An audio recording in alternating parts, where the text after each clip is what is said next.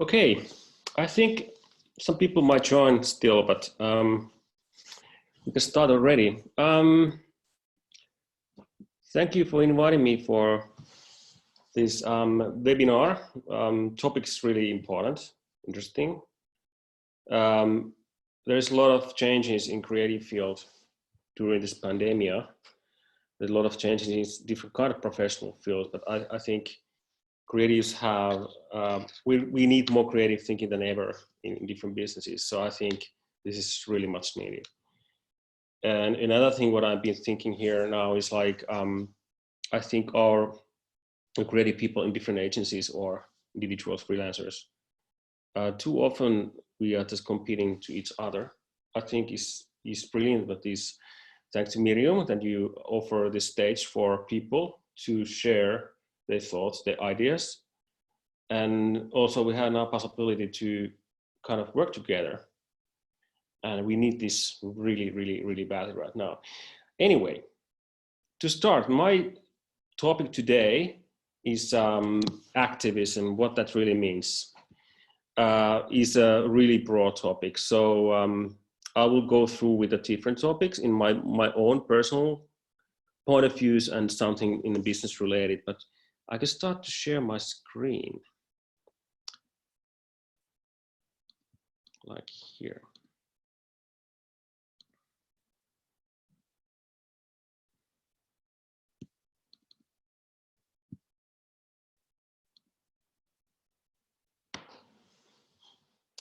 All right, I hope you can see it.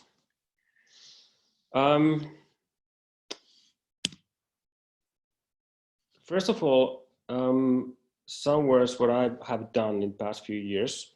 I've been in advertising like maybe 20 years or so. I've done a lot of things for different brands. I've been working with like public sector, private sector, pretty much with every single media. Nowadays, I'm running creative agency called Mondac. We are choosing our clients. We want to work only with mainly with the sustainable issues, some human rights stuff, and this word of activism is pretty close to our work actually every single day. And we've been working with cultural institutions like Ateneum, the strategy with Ateneum, or University of Arts, or we've been working with Seapool, Helsinki, doing crowdfunding, crowdsourcing campaigns. We've been building traveling without a flying fare for traveling fair. We've been working with the Helsinki city. We are nowadays working also in different Nordic countries and also in the Middle East with the foreign ministry with the peace-related issues. But then if we go to this activism word, most of all, I think people mainly think it's like something like related to demonstrations. Of course, it can be like that. And I've been running demos by myself several times, but I think that's not the only one. What really means. I think if you're just Googling activism, Google says, or Wikipedia says, something like is something like desire to make changes in society, but what the society really is, it can be whatever what is surrounding us. We can do some small scale activism with our neighbors, with our family, or something what is mainly related to our work or some other like-minded people. But I think it's a big word, but it's still like something what you can see in the picture, which is one of my favorites. She's standing there with a sign in Poland, and I think activism has been around for decades, or maybe in the hundreds of years. But also the word and the way how we can see activism and how do we act as a citizen is changing now, and I think it's really good that we can kind of see that, and we are ready to change the way how we think that. This is one sentence what I really kind of, I've been following many years because I think it's so important to remember. And I think this is kind of base of activism. Wrong is wrong, even no one is doing it, or right is right, even no one is still doing it. I mean, it's important to find your own language, your own opinion. And even if you're the only one, you should do it. And it's super hard. It's so hard to be there by yourself. And you need some partners, you need some mind like people, you need a group with you, you need communities, of course. That's why we have a lot of different kind of NGOs, for example, or we have some friends who are trying to join or join forces. And even right now in the business world, we can see that there are some businesses, companies, brands who are joining forces. But we need to find our own good, and we need to really have courage to follow that good, whatever it is. But sometimes it's quite tough, and we are different. I bought this poster in New York in MoMA, I think around 10 years ago, and I thought I'm gonna give it to someone. It's super sarcastic one. I mean, of course, it's important piece of work, and it's quite old, made by Gorilla Girls. But then I forget it, but I found it again in my old suitcase, only like a couple of weeks ago. And then I thought, okay, I'm gonna give it to my daughter. She's 15. I asked her, like, if you want it, we were looking for some nice posters, and if you're really willing to take this one, it's yours. And she liked it and put it in the wall, and well, it makes me a bit quite happy. But then, of course, I thought, I mean, it's not the easiest message, but she really understood what it's about. And then I also posted it to some social media channels, and I got some comments, like people were saying, like, it's too hard, like I can see these kind of sentences or headlines in everyday life. And even if we're working with these issues, maybe you want to, take a break in your home. I highly understand that. And then we need a break. And definitely if those topics are getting so deep in your private life, it might be quite hard to face that every day. It's the same thing like certain kind of movies is really hard to watch if it's really, really coming close to you and you need to take a break. So I think we are unique. And once we start to talk about opinions or activism, we need to also to understand that we are different, and we need to be okay with that. But then back to that, my professional thinking, I resigned from the one big agency. I think it's already 7-8 years ago, and I mainly had like ethical problems with the work and the clients with me. And also I thought, like, I would love to work a bit different way. Like normally in the agencies, we just get a brief and we follow the brief. But I wanted to kind of find a way how I can write the brief by myself and then find the clients.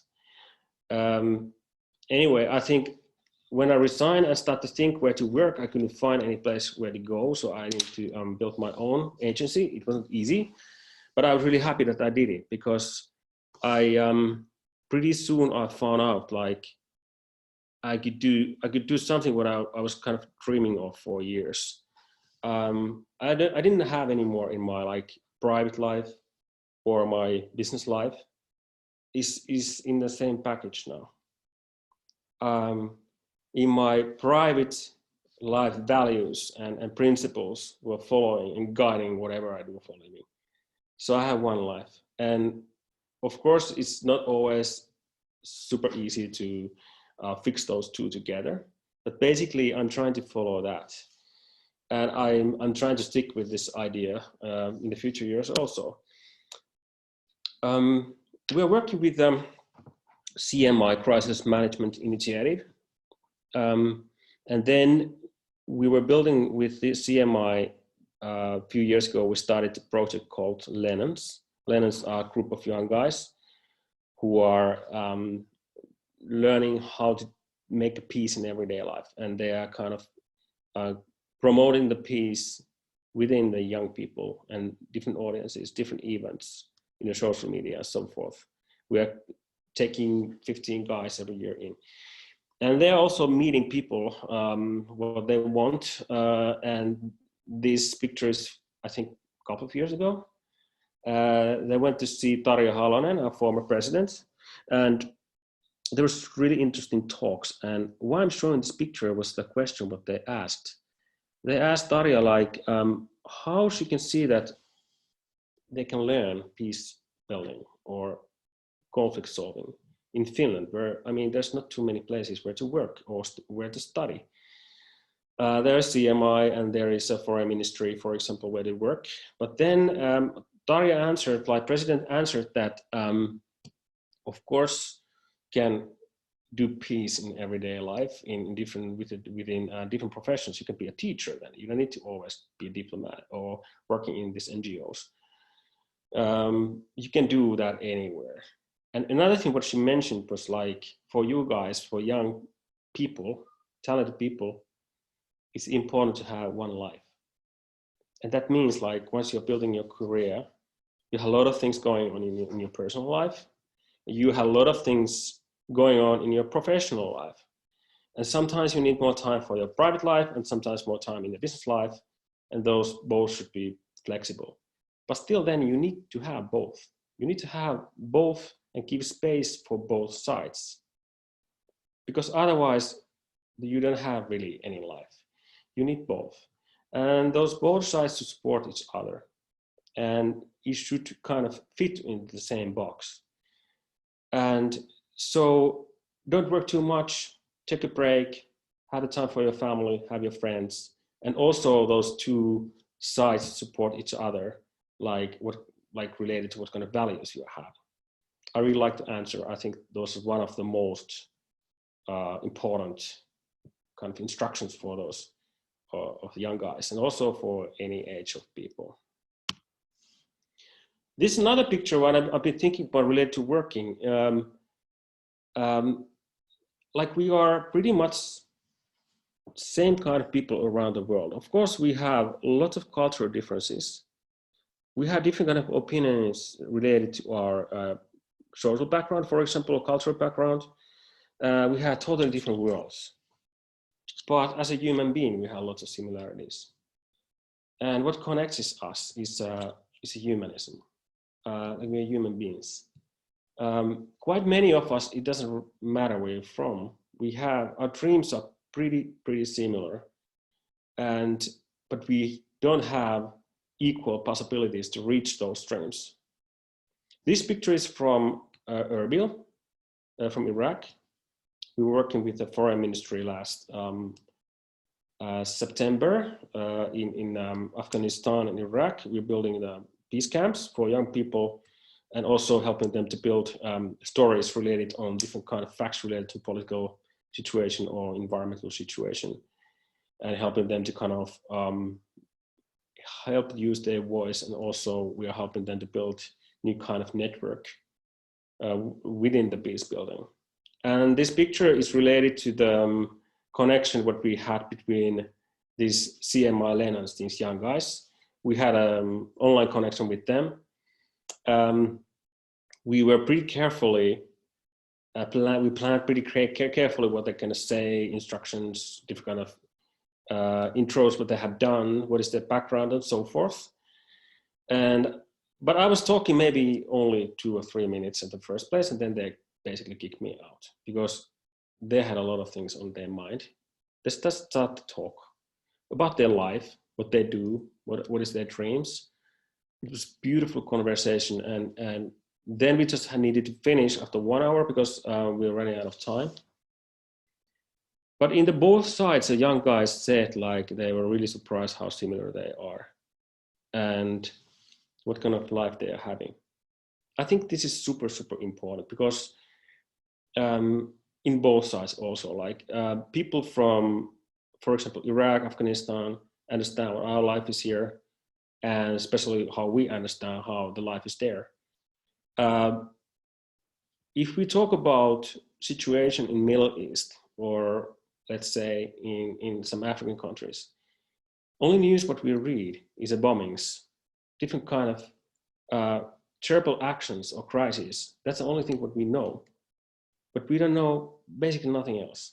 I think this kind of is giving us wrong image of those countries and those continents. We don't really see the stories of people who are really eating their breakfast, walking in the street, meeting their friends, taking care of their kids, people who fall in love. We can't see them. We just hear those bombings. And I think that's not a good thing to do. I think we need to improve that. We need to build a better connection between different countries and different continents. And during this pandemic, actually, it's been super interesting to see, like, we have found like new kind of connection internationally within different people also. And I think this online reality is helping us with this. But this is opportunity. But at the same time, this pandemic is treating some countries even worse. Like, in Iraq and Afghanistan situation is so bad, but we just don't know. We haven't heard the news. I heard 2 days ago something from Kabul. We had a meeting there, and I heard some information what I haven't read anywhere else, but it didn't sound too nice. You can't be a teacher without education. I really, this is something super important also what I've been following. It's been easier for me because I really haven't studied too much. I was a super lazy boy, and I just ran out of school. I started to travel and so. But then I think after I resigned from these big agencies, I started to think what I need to learn to use my creative tools a better way, because I knew how to do the branding. I knew how to build campaigns, how to write messages for different target groups, how to write down the tone of voice of campaigns. I knew that. Probably you guys know that also pretty well. But then I didn't know, like, let's say, how to build urban neighborhoods in a way that and sustainable. I didn't know too much about food and related to carbon footprints. I didn't know some issues related to different countries and around the world. I was reading the news, but that's about it. I needed to learn a lot. So I kind of found some people where to learn. I was like looking for people who know the most. They're researchers, there are different NGOs, there are lots of different kind of events with a different kind of professionals where I normally never go because I'm a designer, I'm not a food professional or architect or teacher or whatever. I think we just need to go there. If we are interested in some topic, just go there where the professionals are. We need to learn. We need to teach ourselves. There's no schools to learn that. There are schools who are teaching important things like, let's say, I'm teaching in Aalto University also in arts. We are learning sustainable issues in marketing, and I'm trying to help those students to run out of school as soon as possible, to find the places where is the latest knowledge related on, for example, the sustainable issues, because these topics are changing every day. So you can't reach those topics in school, or how to use the media. That's changing every second or every minute. So you need to be around. You need to go into those, you need to hang around with the most active people. One example was, it was related to traveling. Last January, there was again traveling fair in Finland. Maybe you know, it's the biggest traveling fair in the whole Nordic Europe, I think. But we didn't have too much information about traveling without flying. If you don't want to fly and you want to take a, let's say, train to Rome, how to do that? You need to buy several tickets. You're probably paying too much. It takes a lot of time. You're afraid of the whole set, like you're going to be robbed or whatever. There's lots of thoughts what we are not really sure what that means, because we get used to fly. Get used to fly because it's super easy. Just push with the bottom and tickets are in your email. So we thought, let's share all the knowledge we are having, because we don't really have service providers yet. No travel agencies are selling really train tickets. They're mainly selling flying tickets or selling information about hitchhiking or cycling or any other like alternative options of travel. So we thought, let's build alternative travel fair. Maata pitkin matkamessut, traveling without flying. So we thought, let's try. We're gonna invite people to our office in Kallio, but we had pretty soon quite a lot of people who wanted to join it. So we need to find another place. I called to Helsinki City, Tori Korttelit, and they wanted to promote us, and they helped us to get a space in Sofia Future Farm near the Sena Square. And this is a picture from the first fair. We got a full house. I think it's like 400, 500 people were needed to close the doors. It was beautiful, beautiful event because people were really telling their own stories, traveling stories. They had they shared information, what kind of traveling or ways of traveling they have found. And of course, we had some information related to future of traveling and so forth. But after that, we built up another event, and then Traveling Fair contacted us, and now we're working with them, and we are working in a fair center in Pasila, and that's getting bigger now. My point here was like, I didn't know almost anything about these traveling issues. I wasn't any kind of professional. Well, still not maybe, but I know quite a lot about this stuff. I know people who know people. And I know people who have a lot of information in their head, or they have done things what no one has done before related to sustainability and traveling. And I think that this is the way how I want to work in the future also. If I can join forces with someone who wants to find something new or help people to find alternative way of living, I think we can do a lot as a creatives. Then there is, I think you have seen the video. It's called something like, let's see, it's advertising related to COVID is all the same or something like that in YouTube. It's a funny clip. Maybe it takes like 3-4 minutes. It's full of advertising from different brands, and everyone is saying the same. To all the heroes, because we are in this together, we get through this. Thank you, healthcare workers. Apart but united. It's okay. I think this is great. That the brands and companies are trying to help people.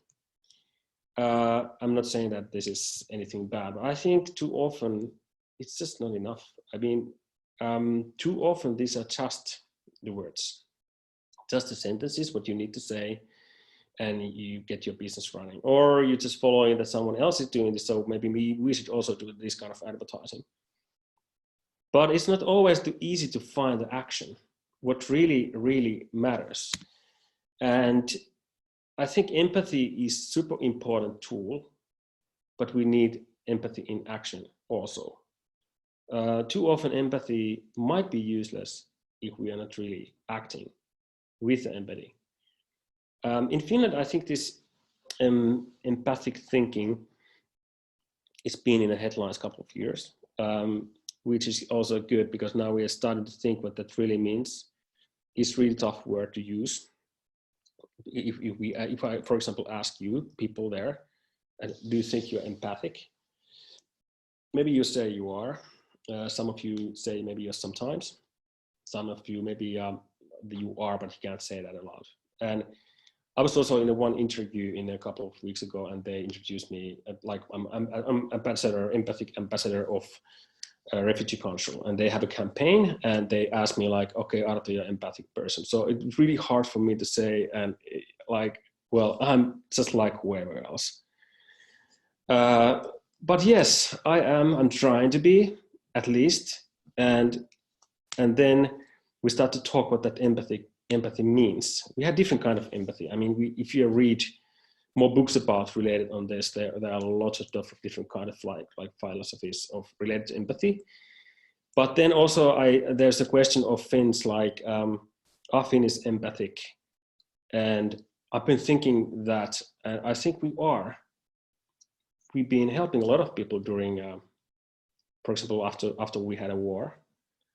I heard my for example, my grandfather, he took some people in the country house and gives some land to them because they need to run out of, they're running away from the Russia and behind the borders.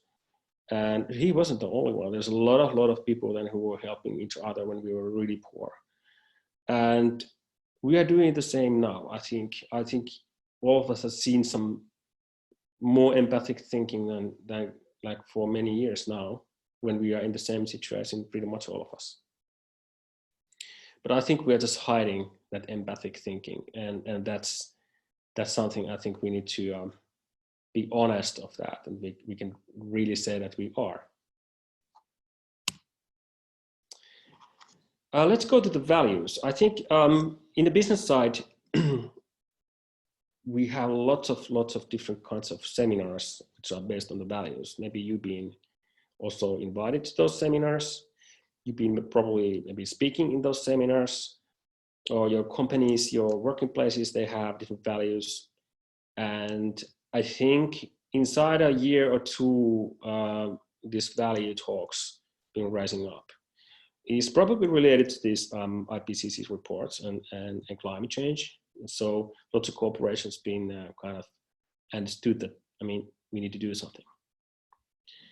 But you can buy values like the Shutterstock picture. You can just buy a picture and put it in the website. And too often, I think this just happens. I mean, you have values. We had a values for years and years and years in different companies. But the problem is not that we never had a values, but we're not following values. That's mainly the problem. And I think what is really important, and we should talk what those values are. We automatically think like values are something what is good for people. But I mean, and the values can be whatever. I mean, values can be like you want to collect as much money as possible, or something like that. That's okay, you can do it, but I mean, it's not maybe good for the society. So I think it's super important to underline what those values are. And I just saw last week some social media campaign, some of one company, they said that they are really concentrating now in sustainability. And then I checked out what that means really. Are you really doing something consciously like some environmental actions, or what is it about? Basically what they were saying, they want to respect their workers and ask their opinions how they can improve their work to be better. That's okay, but it's not actually the massive thing to do. And I think these sustainable talks and value talks are really, I mean, those are the words that we shouldn't only use. We should go more deeply to the like concrete issues and real issues and real actions. And once we find those are values, what they are, and if we found really something what really matters, quite often we find also like we are a bit scared to say those things or even act with those things. We can find that in our personal life. If you're posting the social media something, you will point out something like someone will say will be against you. Of course, it can be stressful, or you can probably you're not going to say anything. Most people in Finland are not saying anything. You're just following. I'm not saying that's bad, but I think that's something what is really in common. It's really common. But then there's always people who are saying things, and they are not always the nicest things, of course. But those people who are doing it, they understand that you're not always be liked, and someone will be against you. And then, I mean, if we think any good will come out of this, is like if you know how to build up a discussion, or if you know how to listen, and you are passionate enough to continue the discussion and even give the answer, that's super valuable. And then you are in the second stage. And I think we need these kind of people more in this society. But we have this kind of companies already around, as you have seen. We talk corporate activism. What that means is like companies are becoming acting as activists. This is a wall in Stockholm, in Jögatan, in front of H&M. Asket is a Swedish design brand. It's a really interesting one. They chain like how they can really show you like where the garment where he has made and where all the productions have done, and they can show everything. And I think there's not too many brands right now in anywhere in the world who can do that so well. But anyway, they really can say this, and this fast fashion talks, that is quite a big news in Sweden, and I saw a lot of pictures related to this. Tough words, but they know what they're talking about. Or everyone knows what is this. Of course, it's Oli, and there's one slide from the presentation. And scared shitless. Most of the companies are there. Fucking fearless. They say they are there. And then see really, really simple graph, good and evil, Monsanto and Oli. I'm not saying how right they are, but anyway, they are. This is the company who are running into the action pretty fast. And it was interesting also what they did like a couple of years ago. They got sued in Sweden. Their industry didn't want to watch how they're acting, and they got sued. And what the Oatly did, they bought an ad in the national newspaper at the front page and put that paper there, what they just got from the dairy industry. So it make everything public. That was interesting discussion what started from there. And I think I call that corporate activism because there are some companies who are now shaking the different businesses or let's say related on the traveling or fashion or food, for example, who are changing the business now, and because they are quite ready for it by themselves, but also they have enough courage to say that aloud, and they can also have a discussion. And I think the first time in Finnish business history also, we have seen last year companies attacking to each other or challenges each other. And I can see that good. I mean, if you can challenge someone else, I think you can help both. We have seen Finlayson and IKEA, and then remember that what happened, they were number 3 company called Tam Silk, who won the whole game then, but this is another story. Anyway, this is an interesting situation right now, what is going on. Then about tone of voice and activism, I think we also need to be okay with that we are not always right. There are a lot of people who are active maybe first time in their life. First time they have an opinion publicly, what they want to say, which is great. But it might happen that maybe they can't use exactly the right words.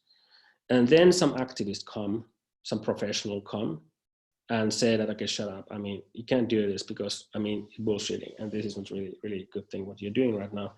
We shouldn't do that. I think instead of that, we need to help people start to work together, and under the way, maybe finding the right words. We are not perfect, and we make mistakes, and we need to learn how to help each other.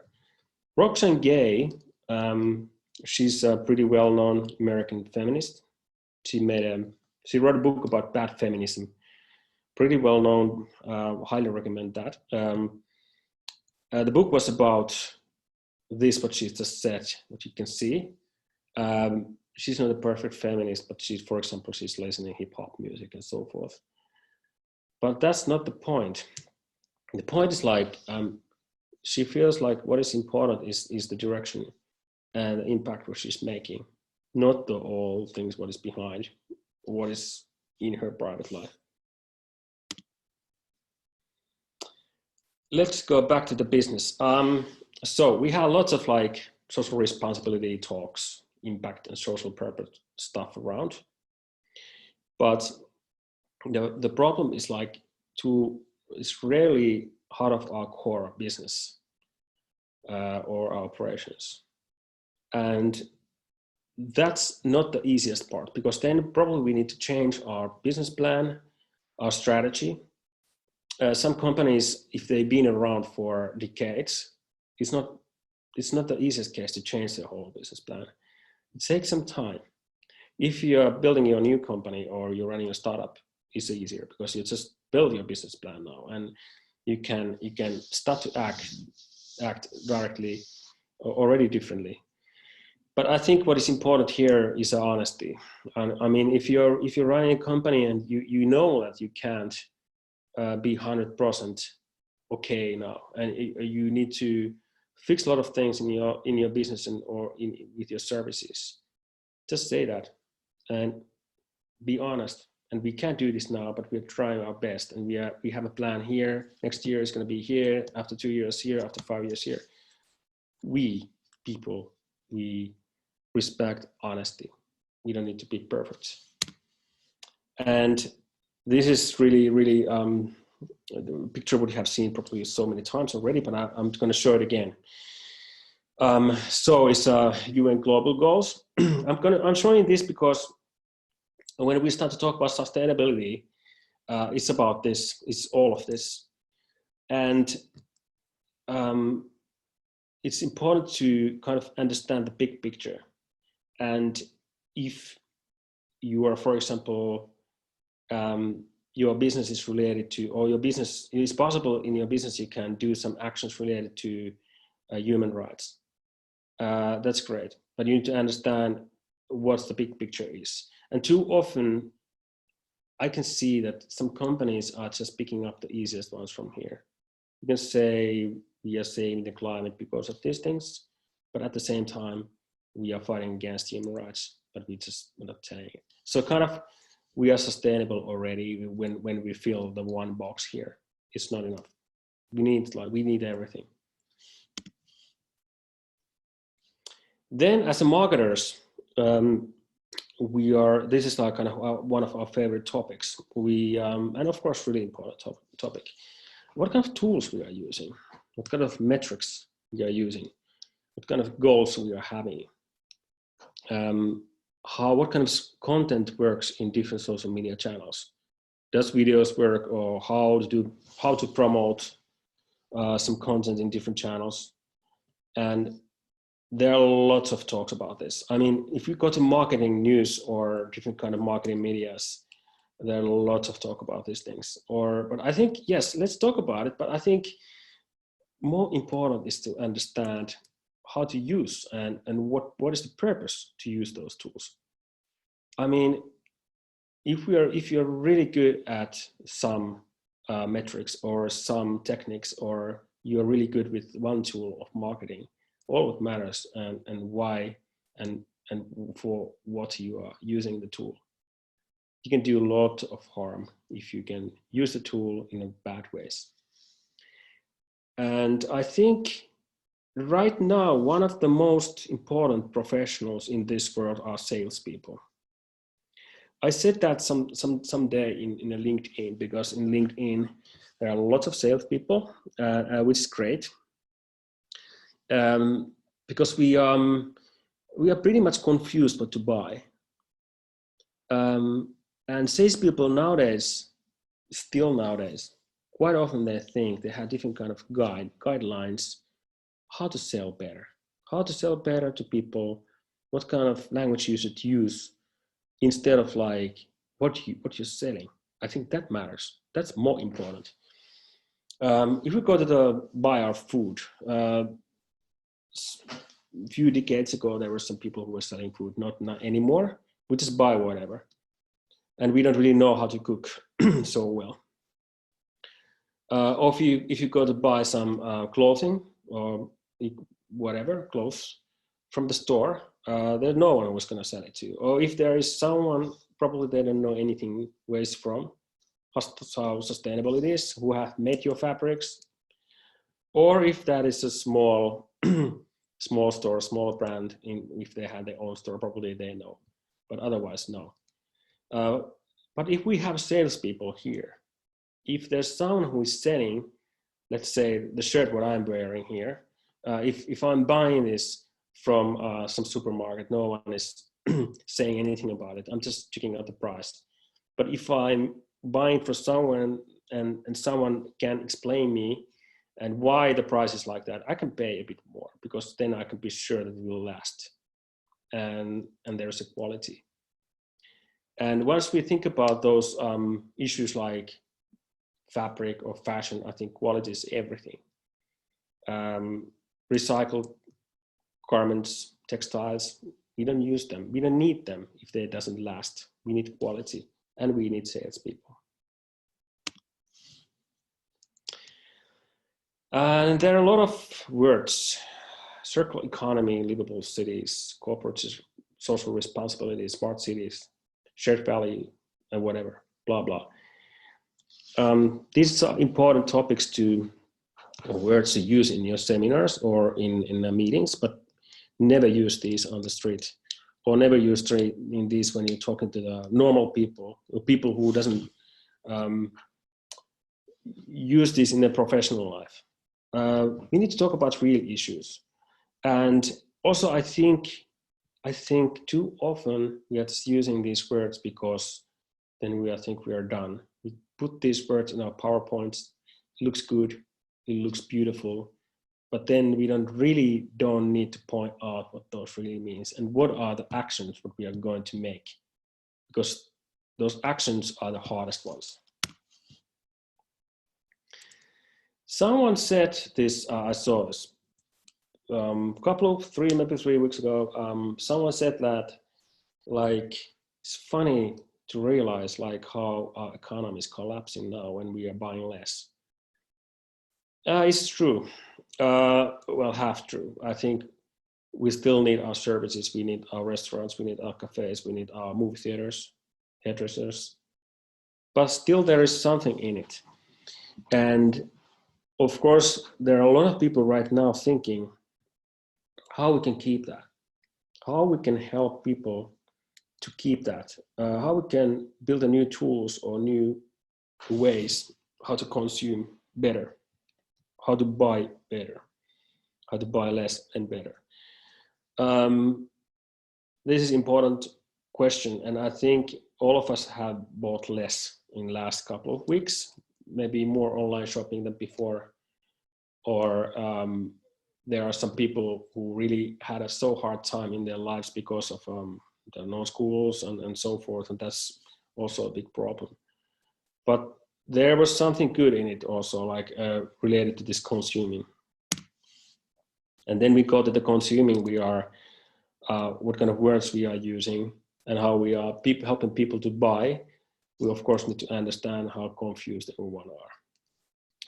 We've been confused several years. For example, food. I mean, there are lots of information coming. We talk about, let's say, vegetarian food. It can be related to social issues or environmental issues or animal rights or healthy issues. And there are lots of like, people have different kind of needs how to change their life. But this is not easy because we don't really have maybe enough services around or enough products around what we can buy. And quite often we also say to the people like, or we think by ourselves, like we make decisions by ourselves, what to buy. But it's not really true. Not at least, not all of them. If you go to the store and buying food, for example, one thing what matters a lot is like what is in your eyesight in the first place. What is there? You're gonna buy it easier than the next one.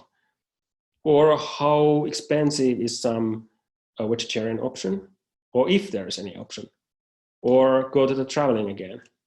If I can buy a ticket 50 euros to Berlin and 250 euros to Berlin, and another one takes 2 hours, another one takes 1.5 days.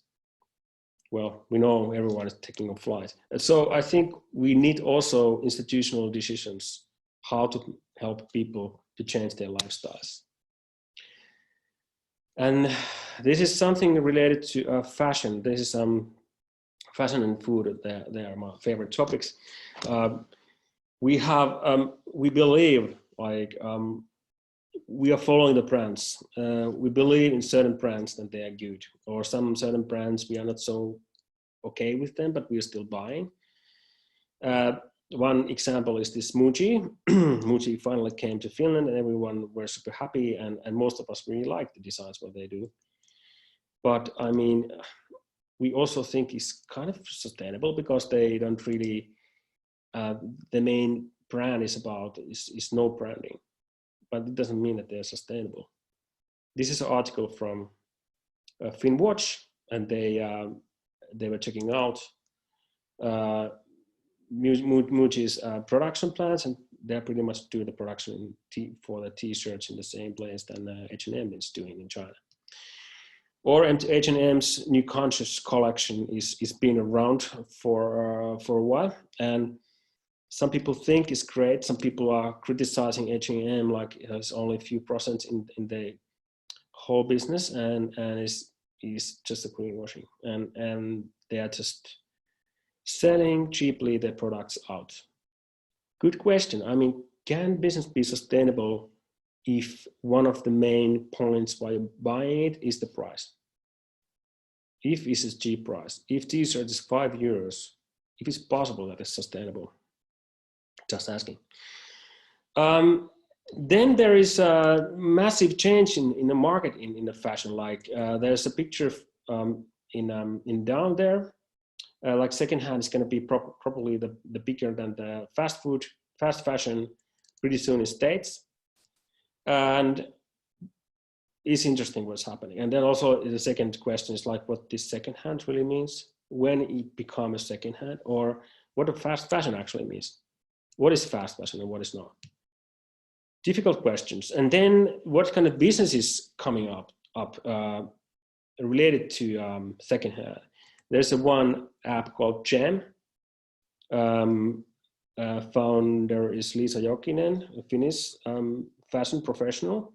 The idea is to collect different kind of secondhand website in the same place, and so it's for you it's easier to find your clothing and your brands. But the interesting point here also is these stories. I mean, once we I'm buying a coat, for example, I have some kind of idea like what's the story behind it. Coat or hat. So I feel that maybe it's more precious. I mean, it's more valuable. Instead of like, I just use it once and throw it away. We're talking about values. We're talking about quality related on the fashion, and values related to food also. But whatever happens, I mean, institutional level is important, and also it's important, of course, what we do. And we can trust those entrepreneurs. They're super creative, and they're coming out lots of really interesting startups right now. But we have done that quite a long time, I think. And I took this picture, I think it's really quite many years ago in Belgrade. There wasn't any IKEA then. This was the first one, secondhand IKEA. So it's fun to see that if IKEA is really doing the secondhand in Belgrade also, or what the other big brands are doing, there are already actions out. Like big brands are moving into the secondhand and kind of repairing their own clothing, and Nudies has done that, for example, a long time already. Anyway, do we really need all these crowdsourced ideas, circular economy workshops, and solar panels is the question. I mean, we have a lot of actions going on, but I think it's really important now to understand what really matters and what is important. Because if we are crowdsourcing everything, of course, we need to be sure that we are using those ideas we get from the people. Or if we are promoting circular economy, we need to be sure that it is something what we really need. Not all the circle or recycled ideas are something what we really need.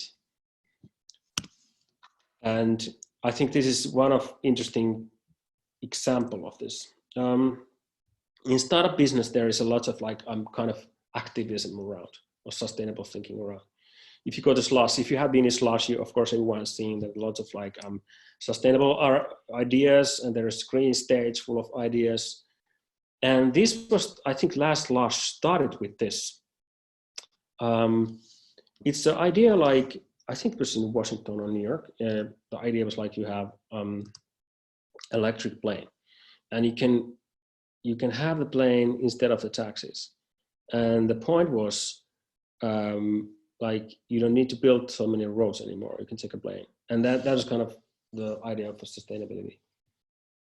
And then they say a world where anyone can fly anywhere, anytime. Well, first of all, I thought, okay, maybe there's some problems with the controlling the airspace. Don't know, I'm not a professional. Maybe they have thought about it. They said like, it's not gonna be a problem. There are some possibilities how to solve those problems. But then I'm not really sure, is it really good for our world that we can really travel anywhere, anyone, anytime? I think it doesn't sound too good to me. Or then we also, I mean, we need to understand about what is the world. Some of you probably have been reading Hans Rosling. This is a picture from his gap miner. Not the new one anymore, but still relevant. The point is like, we have more poor and rich people in the world than ever before. But there are more people in the middle. So we don't really have only the poor people and only the rich people. There are lots of businesses, lots of industries, lots of countries in the middle. And I think that's something we need to be aware of.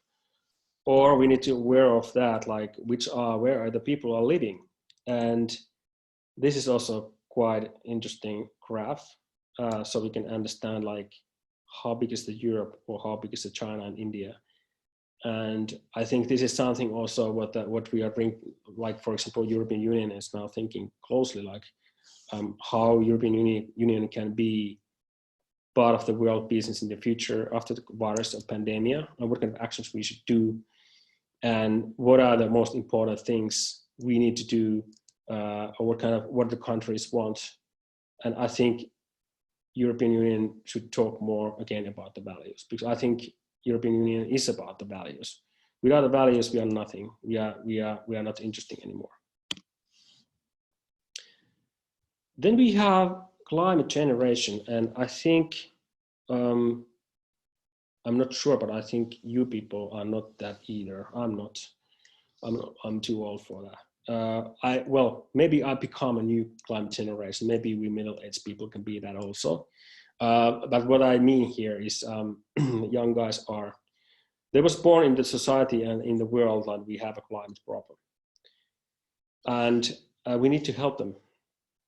But too often, I think nowadays, we are not helping them. We are not giving them possibilities to go forward with their professional life, or we don't give them tools or help them to raise their voice up. Vice versa, we too often underestimating them. This picture is from a conference called Tubegon, maybe 2 years ago, I think. There's a day called Industry Day. Industry, it means like professionals.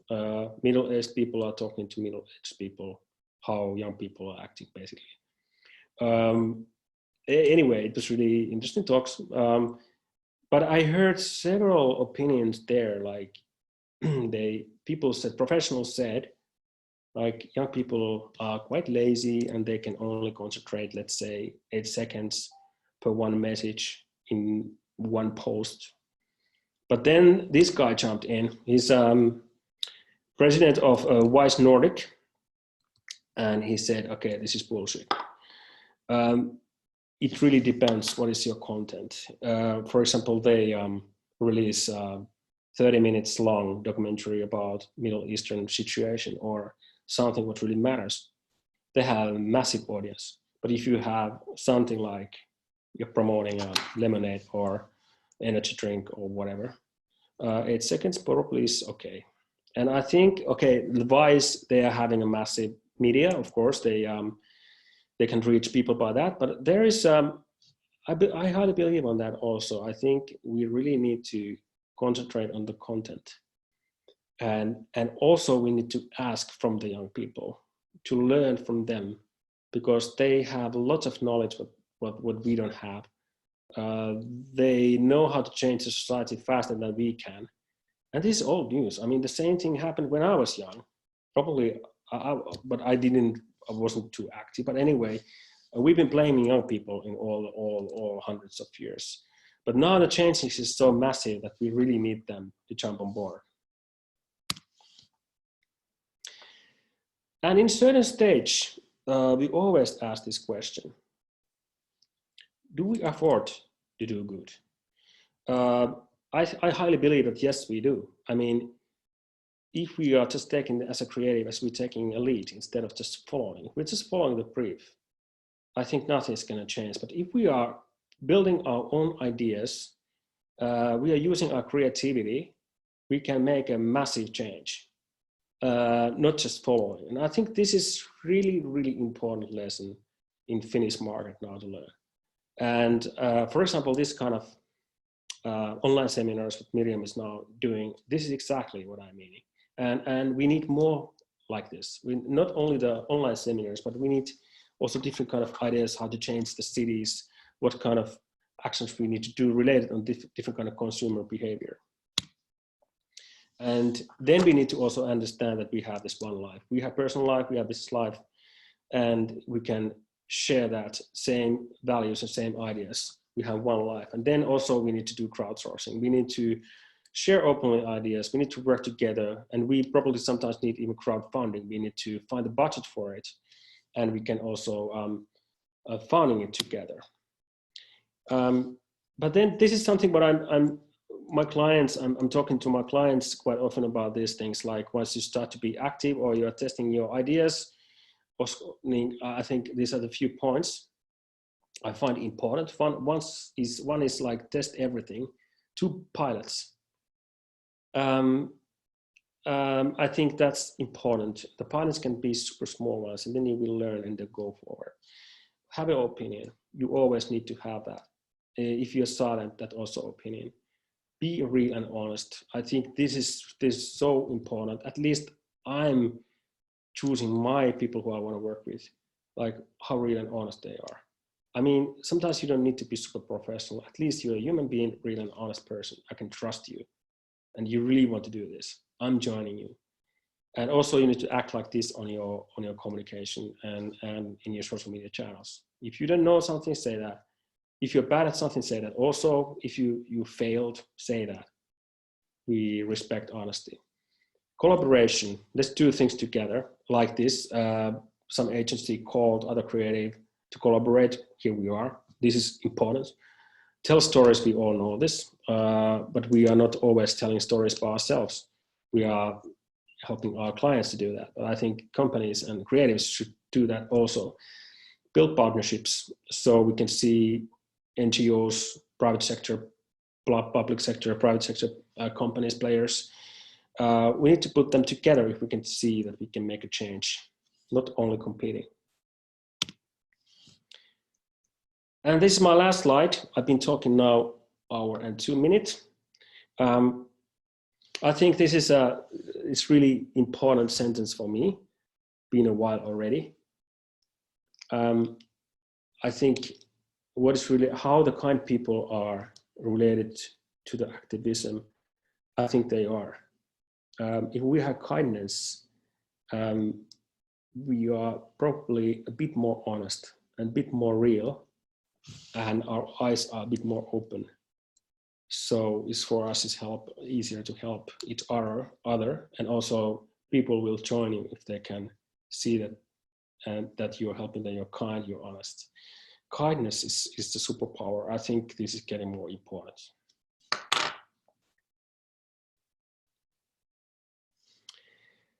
Thank you. I think we can go into the questions if you have any.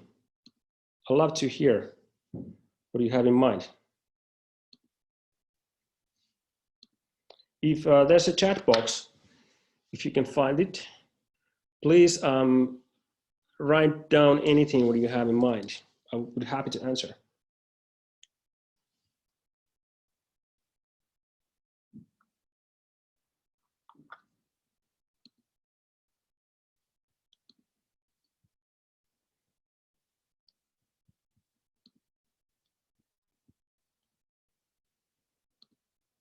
No?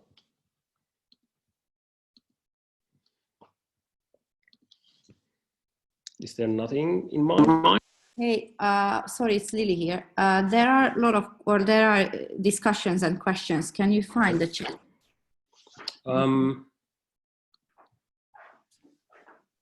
No, sorry, I can't see. Okay, let me. Maybe you can let people speak also. That would be possible. Yes. So for that, we need to. I can read the questions, and if anybody from the attendees wants to speak, just raise your hand. There's a button for you. Raise hand, and I'm gonna sort of unmute you. So do that. But I'm gonna read some questions. So one was. Are there any Finnish fashion brands who are doing great in terms of sustainability and transparency? And what would be your advice to Finnish fashion brands who want to become more sustainable? And this was a question from me, and Anna-Maria answered, hi Lily, Karna Living is working closely with a lot of sustainable fashion brands. Some of them are Finnish ones, but they are mostly tiny ones or one-person businesses. And I think this is super interesting discussion. Like, my question is more like, how can you go above the one-person business and make a profitable growth? Like, for example, Asnet, they are pretty big, right, or growing.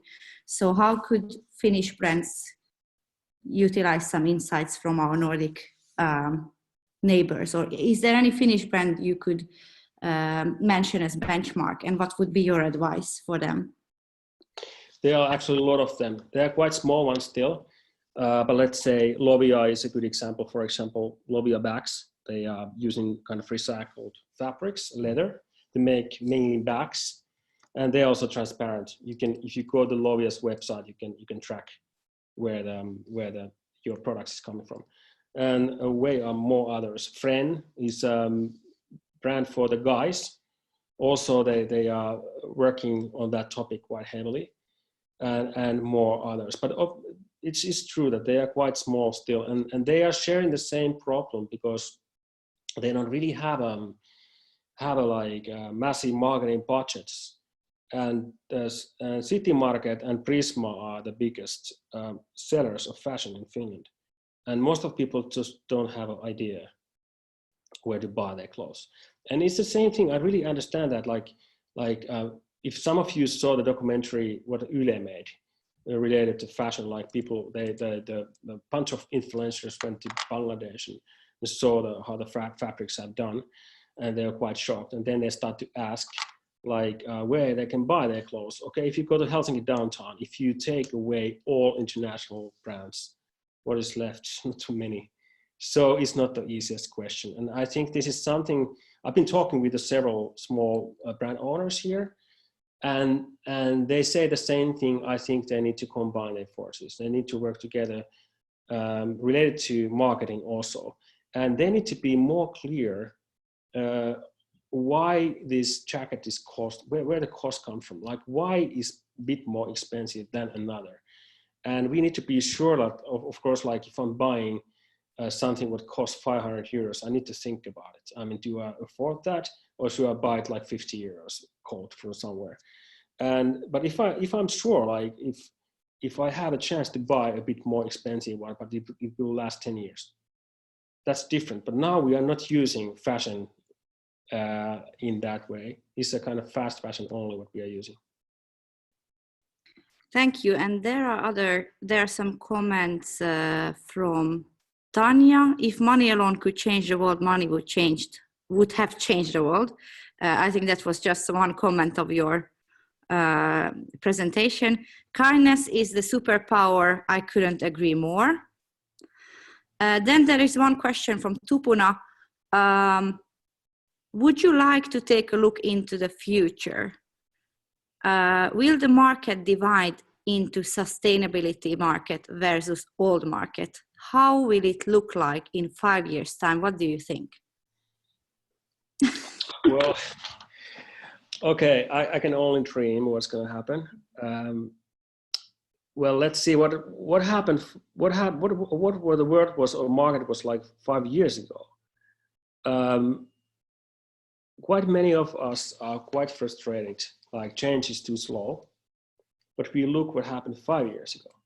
I think change has been quite fast. And let's say, for example, related to the food. 5 years ago, the market was quite different, and we didn't have too many products, new kind of products, or we didn't have knowledge where our food comes from. And related to the fashion, the last 2 years have changed our behavior a lot. And what's happening related to traveling, last couple of months been changing that a lot. So I like to be optimistic. I think we have a chance. There are lots of good things also happening.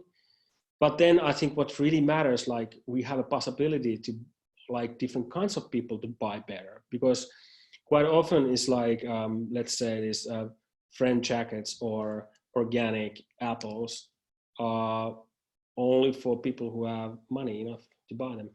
And I think we need to remember like how we can change the society in the way that's possible for everyone. That's the big question.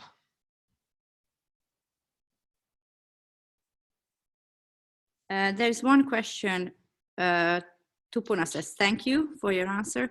One from Ina Soininen. How to approach the advertising industry and their customers, creating and amplifying customer needs.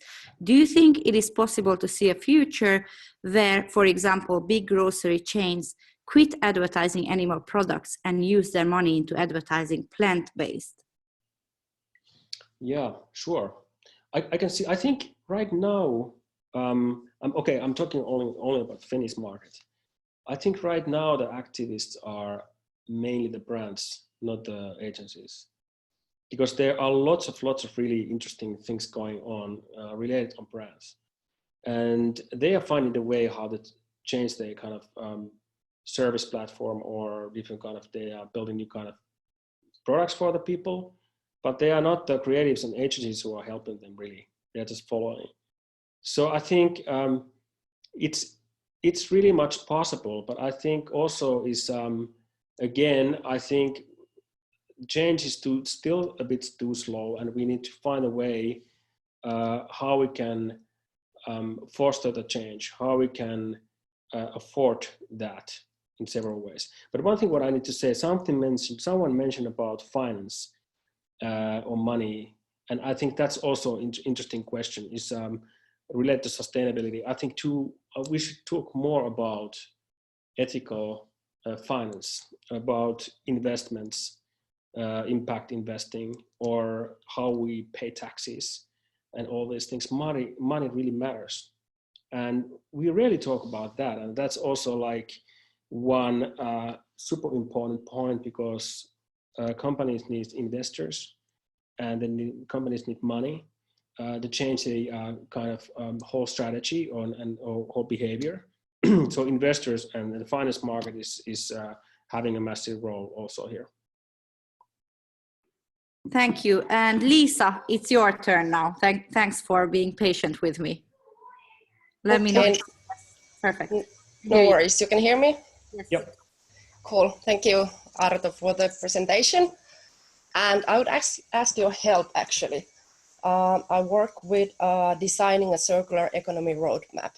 And I would like to really have the kind of the humanity and human aspect in the middle.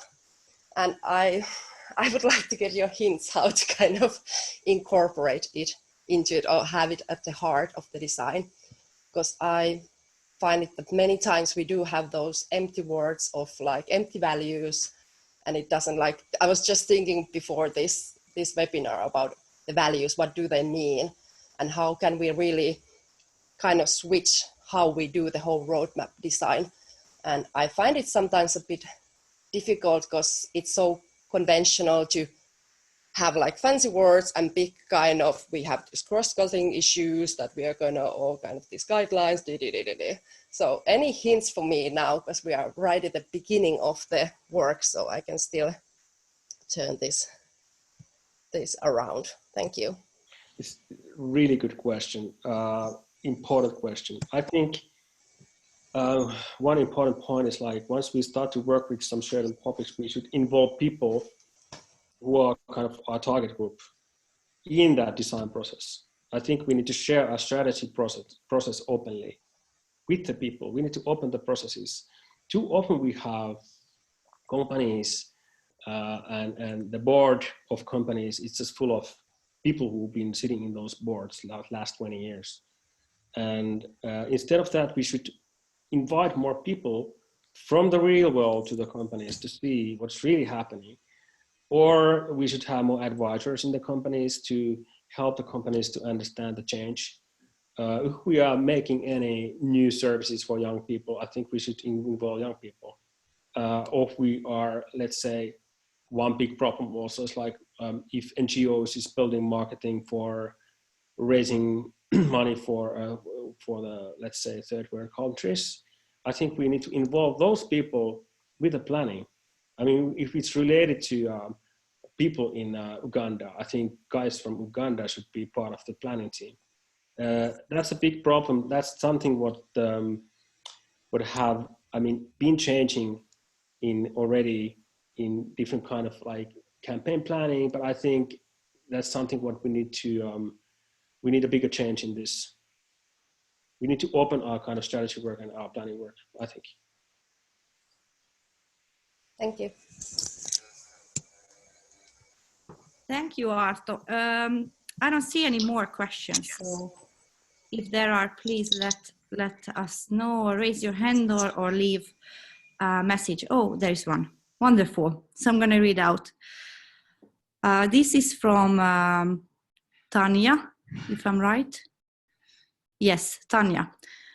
Businesses are slowly starting to grasp the idea of corporate responsibility, offsetting the negative impact their products/services are having, for instance, socially and environment. Let me see, I have to read it again. Okay, I start, sorry. Businesses are slowly starting to grasp the idea of corporate responsibility, offsetting the negative impact their products or services are having, for instance, socially and environmentally, which of course is a good thing, but taking the responsibility of one's actions should be self-evident, in my opinion. So, how to speed up the process from to the obvious to corporate good doing and activism? From to the obvious to corporate good doing and activism. I hope I read it right. Yeah, so how to speed up the process from the obvious to corporate good doing and activism. That's probably the beef. Okay. Super good well, question. it's basically one of the headlines what I've been talking today. But I think let's say in the core there is a knowledge. I mean, let's say if I'm running a company who is the main product is something related to the food, for example. But we need to have knowledge, something else not only related on the food. It should be related on the human rights issues, or it's related on how people behavior is, how to build different kind of cities, where I should put my stores, what kind of human connection I can reach with my food, with the people, or whatever. I mean, it's like, I think one thing is to have a better knowledge what is outside of our like old thinking kind of box where we normally are. And we need to, that's why I think we need more people in the strategy processes also. I think that's one. And that's also the same thing goes to the creative agencies. I think if we are just, we get a brief from someone and then probably just trying to concentrate on the creative work. But we should know at least as much as our clients about the background of the product or the service. We should know more. So we need different kind of professionals. We need to mix different kind of professionals together. And once you have the knowledge, then you need to know how to tell a story. And you have the knowledge and you can tell that what you know in the way that people will understand that, and then you can move into the action. And that's kind of the marketing path. But then also like how you can change your business and the strategy. I think marketing should support more closely your business strategy than it has done before. In Finland, normally is if we watch the superpower Sweden there, like in Swedish agencies have done a lot of good work. Not really activism yet, not too much, but I think they have done amazing creative work. But that's one reason is like marketing design is so close to the business strategy. And so I think those two, the CEOs and brand managers and marketing managers should be close together. And then we need also the sustainable managers, all these people who are kind of working on these issues to be with them. And that's also happening too often. Like these people are far away from each other. Like you have a hall and another hand in the left side, you have a CEO and you have the HR, and then you need to run like 100 meters and there's someone who is talking about sustainability, because that someone is just putting in the website. It's not core of in their actions. It should be core of business strategies. Then it's gonna work. I hope that answer is okay. Thank you. For me, definitely, but Tanya, let us know if you have any further questions. And I don't see any other questions at the moment.